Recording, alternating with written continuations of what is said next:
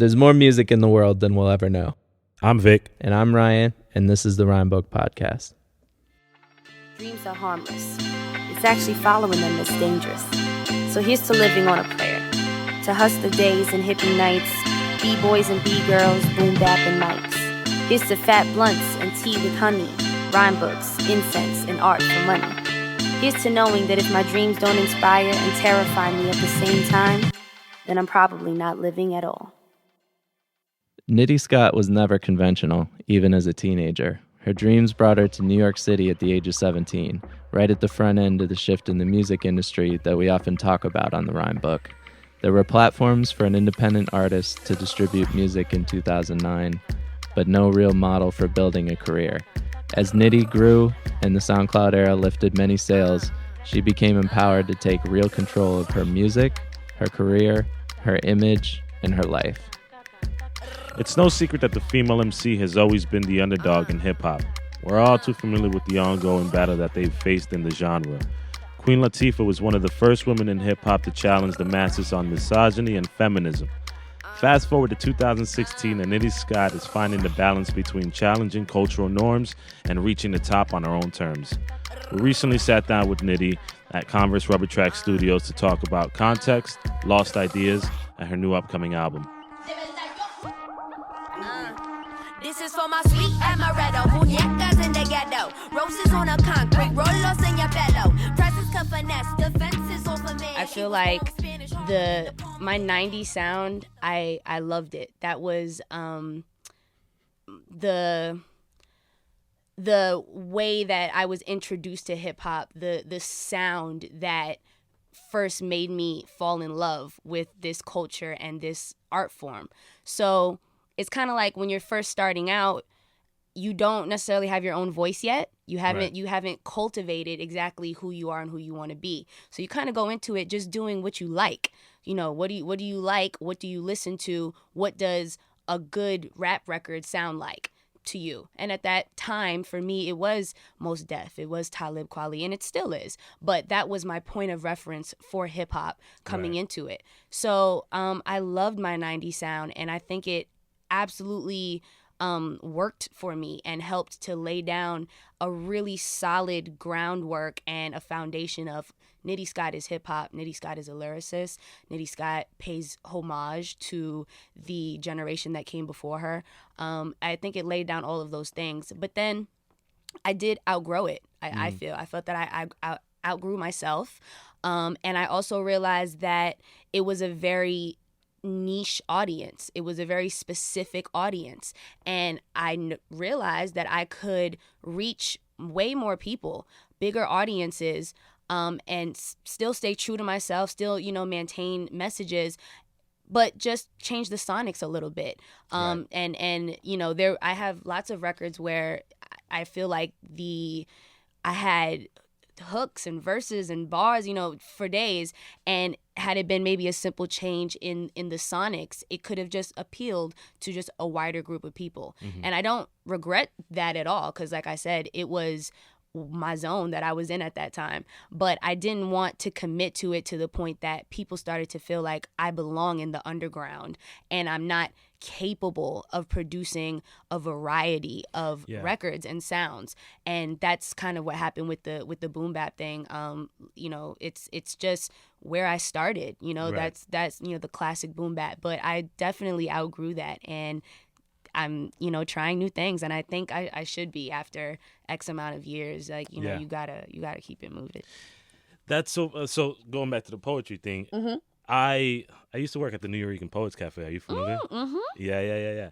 So, absolutely. So I wanted to know, since you started off writing poetry at a young age, how much of that art form is still a part of the process, the writing process? How does it affect your music now? Are you still in touch with that world? Yeah, absolutely. I can't help but create from this like poetic standpoint.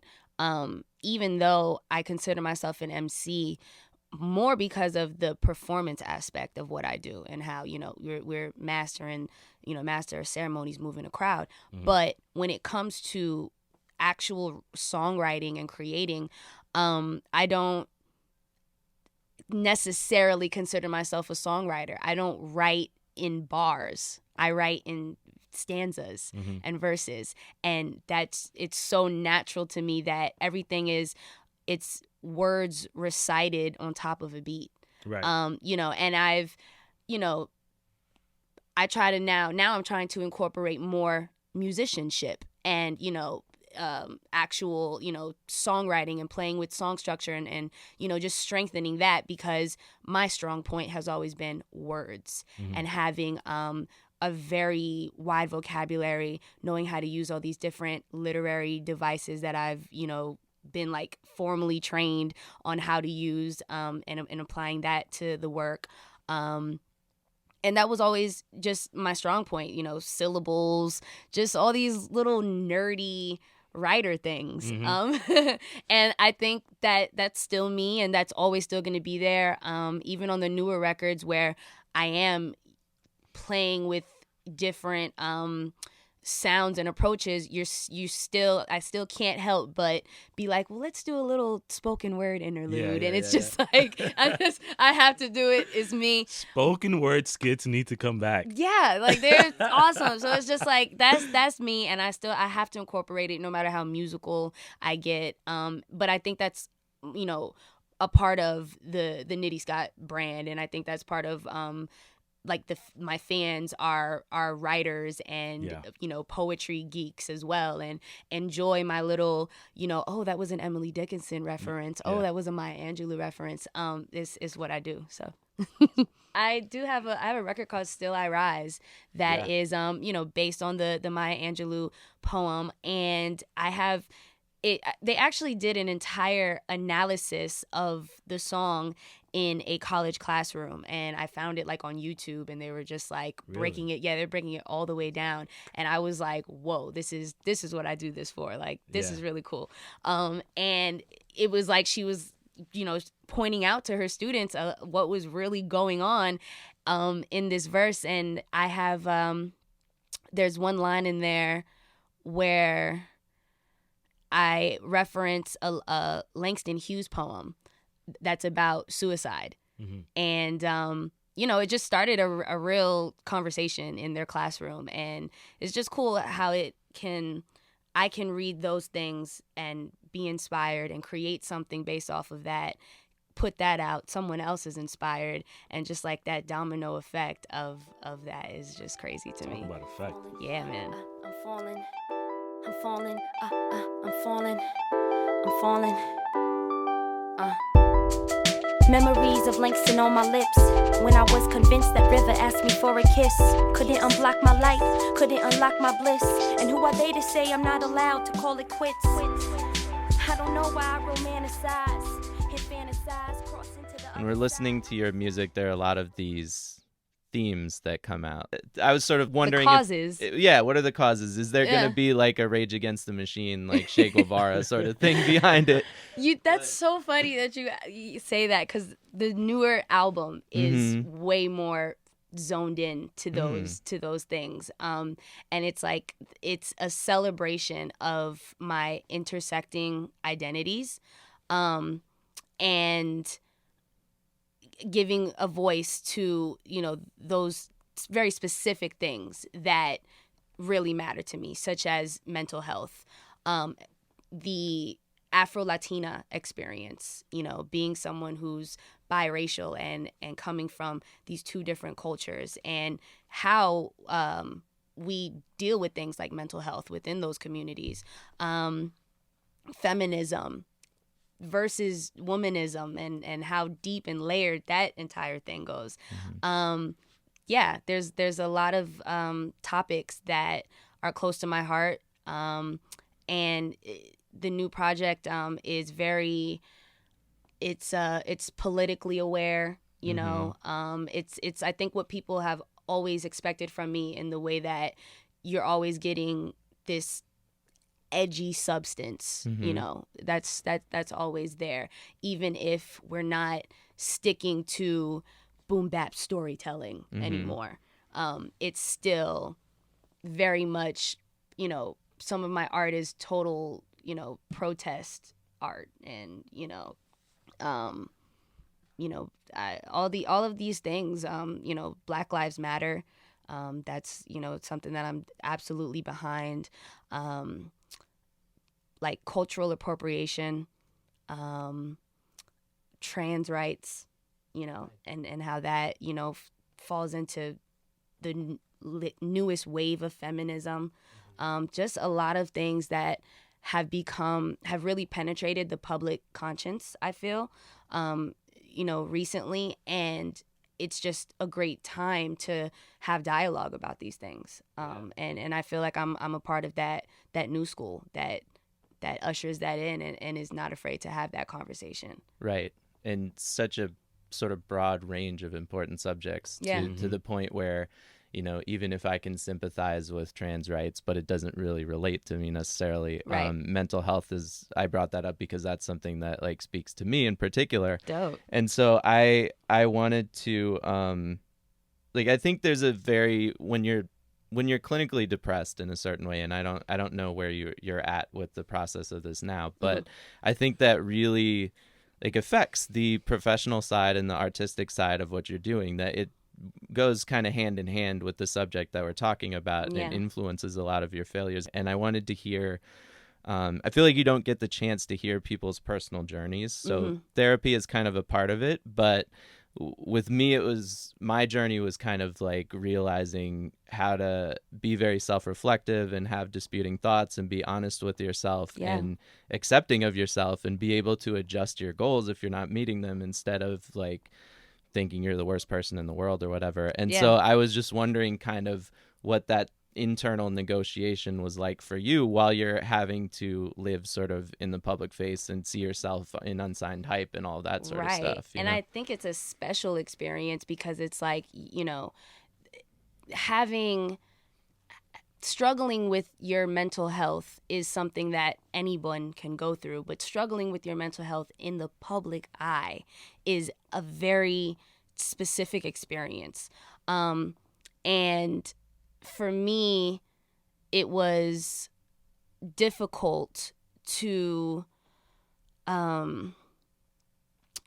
do I explain it? It was difficult to find the time to delve in and do inner work when the industry that I'm in is sort of challenging all the truths that I know about self-care and preserving yourself. And I'm in this world that is telling me, don't sleep. Neglect yourself. Go hard. Make it all about proving yourself. I don't trust anybody who says I don't sleep. Yeah, it's just like I it's work the all most... day. Like, you're lying. Right, you're lying. Where do you work, Daddy? Are you in the union? Because that's a problem. You know, like it's just like it's so unhealthy. Yeah. So it's like finding this balance of you know, like it was for a long time, I totally neglected myself and ended up having this like kind of bitter relationship with my music and my career at one point, where I was angry about the fact that I had sacrificed so much personally and health-wise to deliver on this end, and didn't feel like I was getting back what I was putting out. And it was kind of like, do you guys understand, you know, how much I am giving up to do this? They don't. No, they don't. And so it's like when you realize that it's kind of a thankless situation, and nobody's gonna make sure that your mind is on fleek. We're gonna be looking at your pockets. We're gonna be looking at, you know, what's the last thing you put out? What have you done for me lately? It's a very what have you done for me lately, you know, kind of industry. So when you realize that and you're like, oh, nobody's gonna take care of this for me. I have to do this. Right. Especially when you become someone that is, when the people around you benefit off of you, being successful, when people, eat off of this situation. So if it turns into, hey man, she needs her medicine so that she can do the show and we can all get paid, I've seen it, I've seen it where, the people around you will let you destroy yourself because it is beneficial to everybody involved for you to truly destroy yourself. And when you crash and burn, those are the same people that are gone. Exactly. No, but that's actually a really great way of putting it. And I think that there's an aspect of mental health where it's just a hard situation to relate to if you haven't gone through it, because it's basically like you have another part-time job. Yeah, it's figuring like out how to deal maintaining with and yourself. getting through the day is a huge task in itself. And that's why, it is, sometimes I do like read hurtful things or, judgmental things or whatever. And I just have to remind myself of all the problematic things that I had to unlearn.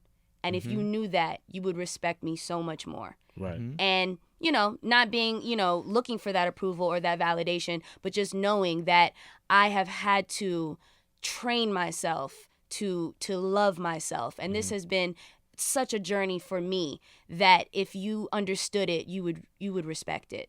You know what I mean? Yeah. But knowing that you respect that journey so much that others can't take it away from you, even if they don't.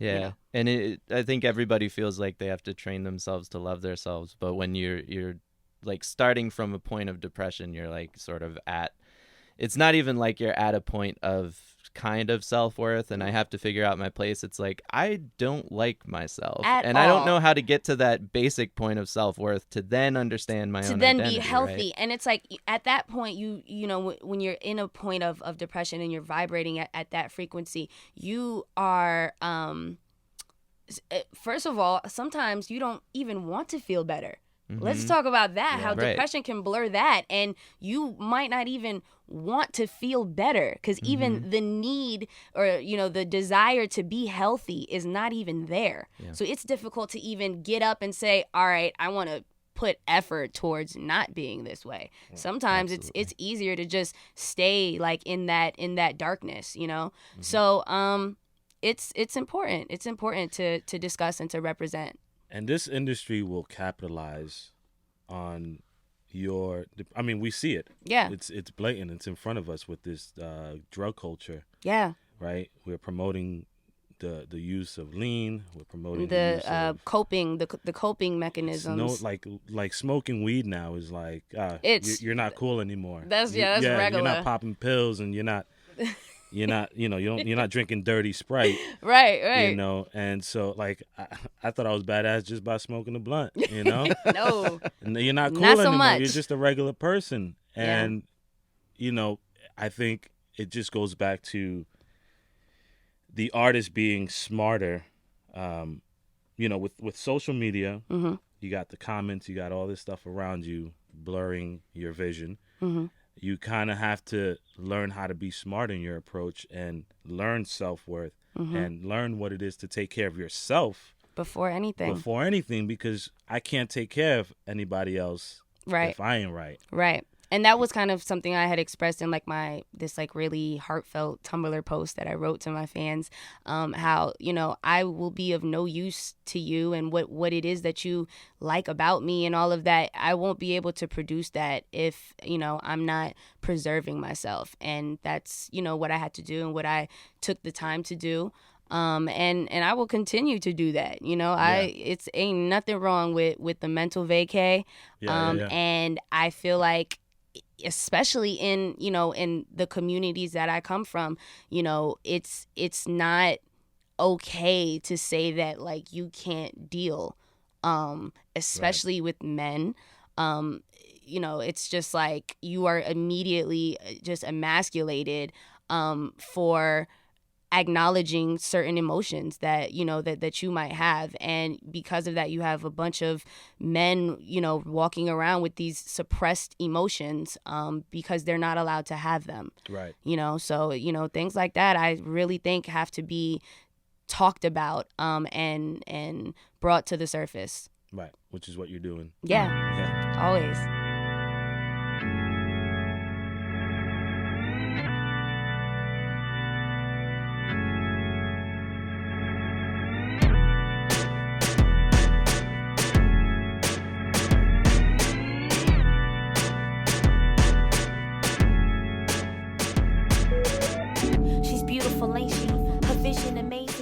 corrosion and pavement. It's just entertainment. Influence, That's what she or tried what to were tell your herself. influences Naked behind debating. Art of Patience Chill? is raging. What was the process behind that? Well, kind of stemming off of what we were talking about, the Art of Chill is an interesting project because I think it made some people feel like, Nitty Scott is just like such a zen butterfly. And it was like, no, I'm not. I am the opposite of that. And that's why I needed to find my chill and make this album. Yeah. So it really came from a place of being like miserable and emotionally turbulent, just unstable, lots of mood swings, anxiety, depression, PTSD. Like I got all the alphabet, So it was just like, okay, I had been reaching for spiritual guidance and tools and trying to find a new, being open to having a new worldview and, just kind of, getting to this place where I was so, it's like a beautiful thing ultimately. Yeah. Like being so rock bottom that becomes the catalyst to you becoming everything you ever wanted to be, because you were so disgusted with yourself and what and your reality. So it's like sometimes you have to be there, and that's why it's like I trust a person who's been through some shit more than someone who hasn't. You get what I'm saying? Because it's like the opportunities for your character to grow and for you to learn spiritually were there. So, that's kind of where I was at with it. And I was reading lots of books, self-help books, practicing meditation, starting to perfect that whole thing, getting into yoga. Did you get into Buddhism? I did. I got heavily into Buddhism, Hinduism, and then I even was exploring like Wicca and Santeria and all these all these things, because I was tired of just being conditioned and just having this truth that didn't fit me anymore, like things that you believe about yourself, that you have decided I am this is who I am, this is what I can do and can't do, and all those things. I had a very negative like relationship with myself. Like a lot of people don't pay attention to how they speak to themselves in their minds. We're not gentle with ourselves. We're, like putting yourself down almost maybe before anyone else can do it for you or whatever the case may be, but just telling yourself, you're a loser, you don't deserve this, you ain't shit, look at you, having these like negative self-talks and things like that, and just being so miserable that I was like, okay, it doesn't get any darker than this. Right. And then, ending up just following the little, all you need is a little glimmer, you just need like a little glimmer of like hope to reach for, and then it's like the light starts getting brighter and brighter, and that's like what the Art of Chill was for me. And like I came out of it feeling like there is a core, there is this being inside of me, this place inside of me that is calm, that is loved and loving, that is safe at all times, no matter what is going on around me, my immediate mood, what my bank account balance looks like, whatever the case may be. There's this place inside of me where everything is all right and there's no judgment. That's something that I really took from Buddhism, is seeing life as an experience and seeing all the times that you're depressed and anxious as you judging your experience and you saying, this is bad, this is tragic, this wasn't supposed to happen, this should have happened, whatever the case may be, instead of just flowing through the experience and just being an observer, being the water. Being water, you know, and not being so rigid and judgmental about your experience. And all of that inspired me to write all of these records that touched on, you know, my past, some like childhood abuse, my changing of ideals when it came to women and empowering women, and realizing that I had a bit of internalized misogyny coming into the game. And, you know, I believed myself that women were only allowed to be certain kinds of ways in order to be respected, because that's how I was treated. Right. So, you know, it always felt very black and white for me. And, you know, I had an awakening with that as well. And, you know, recognizing the power of a woman's choice, and respectability politics, and just all of these things, just growing and allowing my ideas to change, and putting all of that on wax, you know, nice. Real raw. Real rap. Yeah. I'm in awe of kind of how open you can be as an artist and as a person right now. And we know some of, you know, like the transformation that you've undergone representing yourself as a female artist and whatever, and how you've had to break out of certain boxes. And I'm kind of wondering, you know, we don't have to go too far down a rabbit hole, but are there still boxes that you feel like you're trapped in? Absolutely. But it's like this thing where it's like you want to be aware of how you fit in and how you're being perceived to a certain extent, but you don't want to be this person with like this list of reasons as to why you can't make it, because then that creates this mental block of like, oh, but I'm black, but I'm a woman, but I'm poor. And it's just like, yes, you know, you do have things against you, but I choose not to focus on them or make all of my energy about like I have to combat this, and just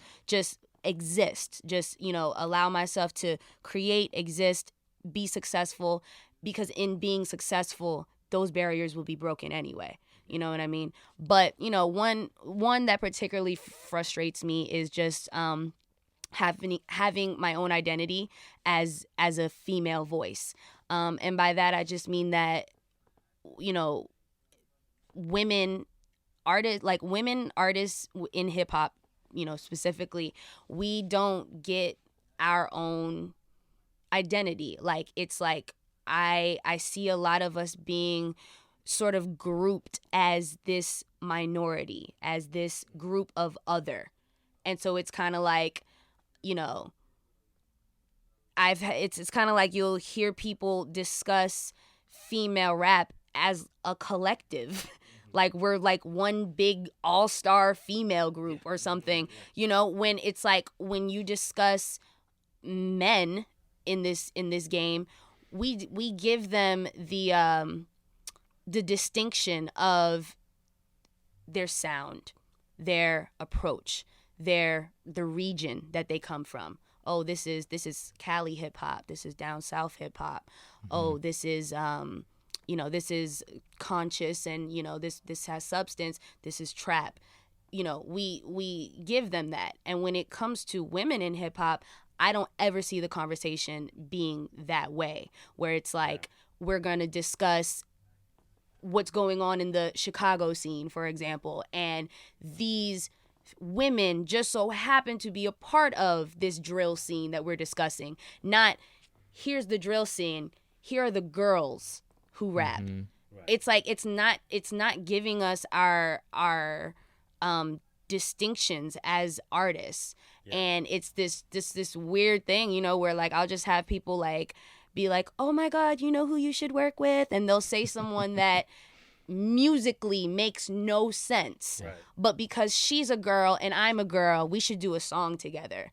And it's kind of like things that you would never suggest or put together when it would come to a male artist, where it would just be like, no, that doesn't go together, you know, like, or, you know, or the all female lineup, you know, it's this weird thing where it's like, it comes from this good place. It comes from this intention of we're going to put on for the ladies tonight, but even saying that the ladies need a night of their own separates us. It says that we're separate and we need our own little special attention, and we're not just a part of this culture as much as everyone else. Right. So I decline I want to get 6 female rappers on this one song. Right. I want to do this concert where it's all girls, girl power. And it's like, I'm so girl power, but that's not how you do it. Right. You know, to me, it's like I'm fighting for our equality within this, not our superiority, not our anything, our equality in this.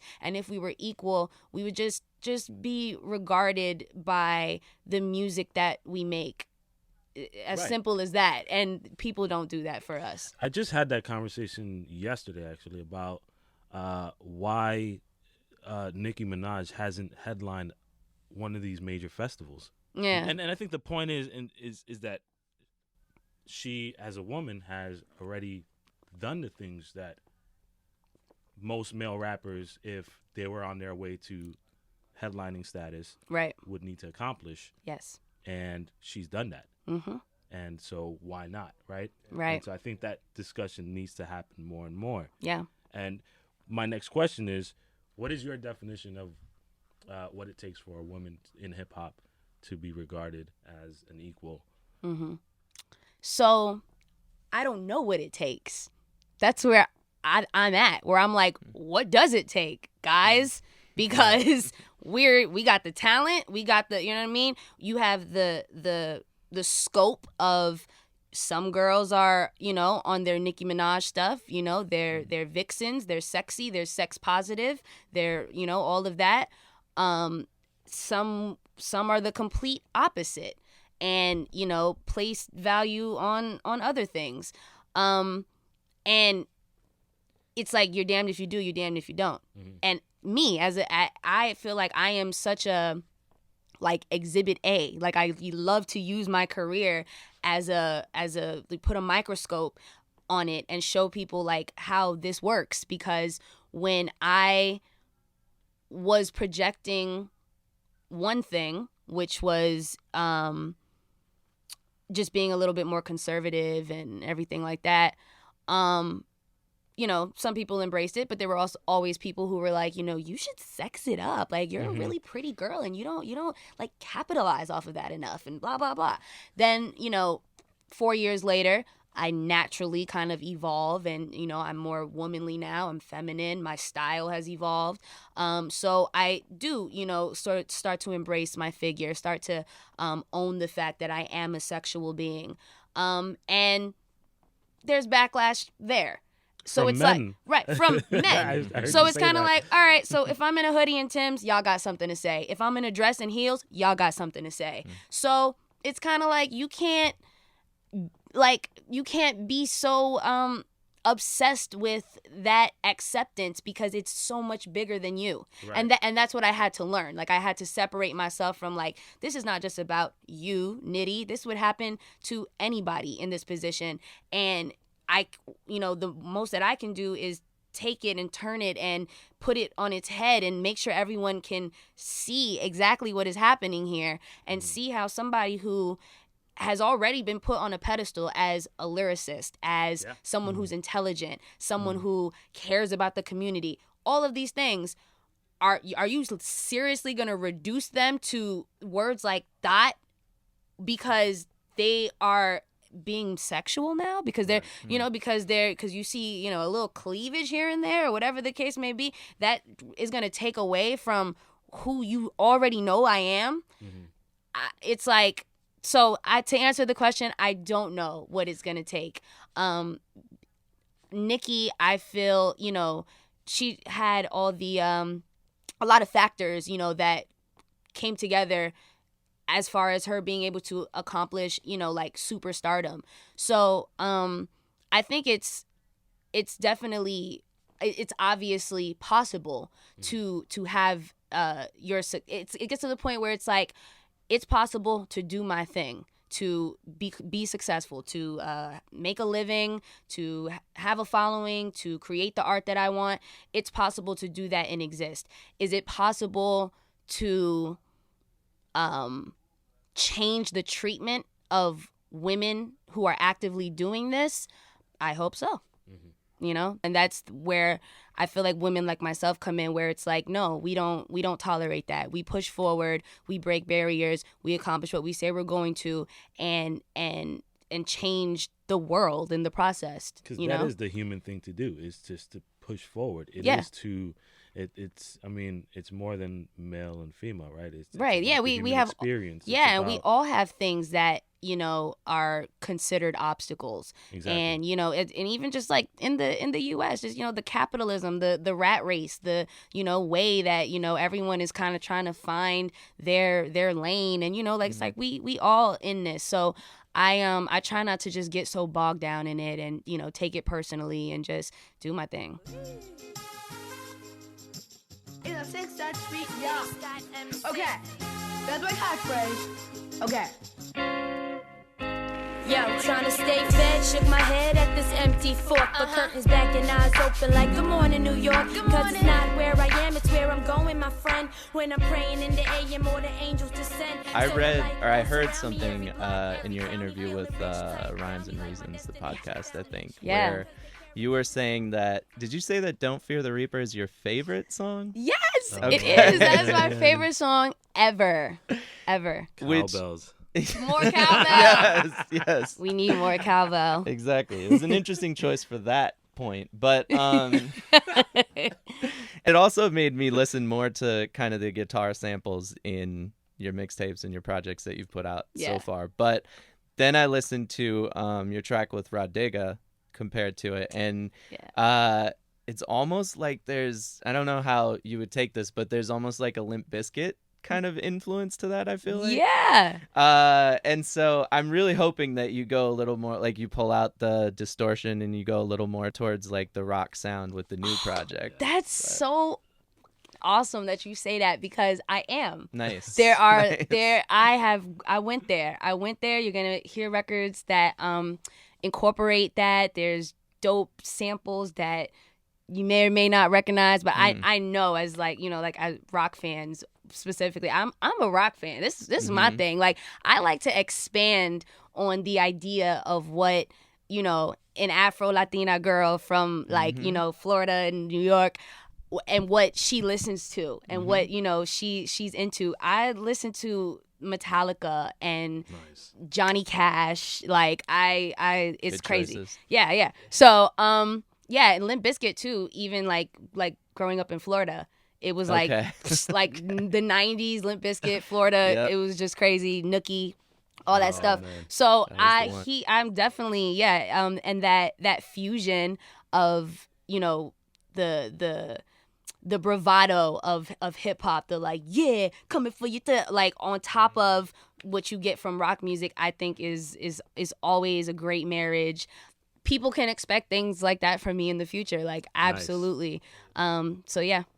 I mean, I think the value, like I like metal probably like harder than Metallica, but the value of that to me is that with the 3-chord structure of popular music, 3 to 5, whatever. Yeah. Like there are some times where the melody from a metal song will go into like a Norah Jones song or something like that. Like they'll fit beautiful. together. Yeah. And when you listen to that range from the super soft, like light jazz sort of thing all the way to like pounding hard rock, you get the full spectrum and range of human emotion. And so you can play on like pulling on like a theme of Art of Chill all the way up to being angry about shooting in Chicago or something like that. And so I like, is that what you're kind of tapping into, where the lyrics match up? Yeah, and that's what I mean when I say it's like getting more musical. You know, that's you know, that's what I mean when I say that I'm like incorporating that. And I even thought about, you know, like maybe doing like the Art of Chill acoustic version and how that would be really moody and dope.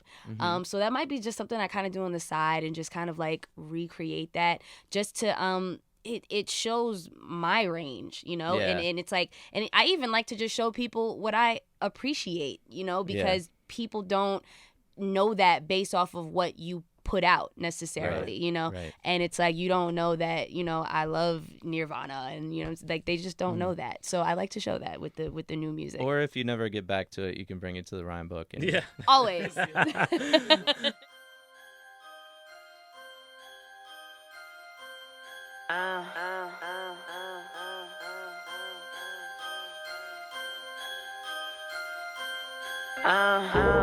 Time is a lie. Look up in the sky with your unseen eye. Time is a lie. Look up in the sky with your unseen eye. It's like you have to understand that every time you interact with people, you're setting a standard for your brand, and knowing that, you know, if I don't budge, and I, you know, and as long as, you know, I'm being realistic, I'm being respectful, and, you know, as long as I don't budge on what I know my worth is, I'm not gonna worry about if you think I'm a bitch. Right. You know what I mean? I'm not going to worry about that. And I used to be very concerned with, I just want everyone who comes in contact with Nitty Scott to just say that it was, you know, amazing. And, you know, and I still, you know, want that. You know, I want to have good interactions with people. But, you know, like I said, when it costs me something, when I end up taking an L, or my business takes an L, or my brand takes an L because I wanted to be nice and I was just afraid of, you know, being disliked, that's not good for business at all. So I've learned to just know my worth at all times, and, you know, and to just always project that, and let people know, like, you know, it's all about how you carry yourself. Yeah. And I think one thing too, like even for myself, I'm learning too that people appreciate honesty. You hear that all the time. You hear, you know, we want honest people around us. Yeah. We want people to be more honest. And you give people a little bit of honesty and they're taken back by it. But for the most part, But it understood. opens up this, like, but I kind of respect it. Like, right. And you can have real discussions after that. after that, right? Because When you there's say so much no, that fluff. doesn't work. Yeah. There's so much fluff around it. There's so much just like ass kissing and like, yeah, cool, oh, it's all Yeah. good, yeah. And it's like, sometimes it's not all good, you know? Right. Sometimes it's not. And you have to gauge it. You have to know when it's being petty, or you have to know when this is an opportunity for me. Right. Therefore, I should, you know, be willing to I should be flexible. Right. You got to know when to be flexible and when to not be flexible. And that's, you know, that's business 101. You know, I that's something and it's that the hardest thing to learn. You Yeah, know, I for a think lot it's of people, very it hard takes- to learn, For some 'cause- people, it takes, you know, they understand it quick and they learn quick, and Yeah. that it saves them a bunch of time. But for Yeah. some people, like for myself, Yeah, for me, It's it's been a taken me a while, process yeah. because I'm, you know, nice girl, nice Right. guy, whatever, you know, Right. and it's just like I was more concerned with Nitty Scott is a great person. And Yeah. I'm like, no, Nitty Scott gets money. Nitty Scott Yeah, is yeah. about her stuff. You know what I'm saying? That's kind of, and I was like, you know what? I'm not projecting that enough. So maybe, you know, y'all gotta understand. And when you do that, it makes it so that people don't come around you unless it's with respect. exactly. You get what I'm saying? It's just like, if you make it sound like, yo, don't come at her incorrect, then they don't. When you start to, you know, build that, and it's like in this, even like in the scene where it's like, you know, you might be talking about like a certain artist, I want to get a feature from such and such, I'm gonna hit him up, and people will know, like, oh, well, I hope you got, you know, I hope you got some bread, I hope you Right. got this, because that nigga, he don't do, like, it's like people, you build this reputation of like, you can't be you know, fooled or just utilized or whatever. And Right. it's this weird thing with business where it's like, sometimes it pays to be really honest, and sometimes you can be too honest and sever a relationship or piss somebody off or just step out of line. So it's like, you got to know how to do that. But for me, it was like, I was always on one side of the spectrum of just Yeah. like, I don't care if I go home and I cry and I just had the worst day ever and my situation is messed up, as long as nobody knows. Right. As long as nobody knows. And now I be cussing people out every day. They know. They know how I feel about them. And that's how it should be. Good. Good for you. Good for you. And the business side is also like always about like not necessarily figuring out the right way to do everything, but realizing that like like you say, I'm gonna take an L from time to time, and I just need to give myself enough opportunities that it balances out, and that doesn't matter, right? Exactly. And like, and just knowing where it's like, well, you know, maybe this wasn't provided or this wasn't easy, but this would come from this, and that's worth it, you know, and just like knowing that. So, you know, and you don't want to be delusional either. It's like, Right, you yeah. know, you don't want people to walk away like, that girl thinks she is just, you know what I'm saying? It's like, it's a very fine balance and between, you know, just doing too much or doing too little.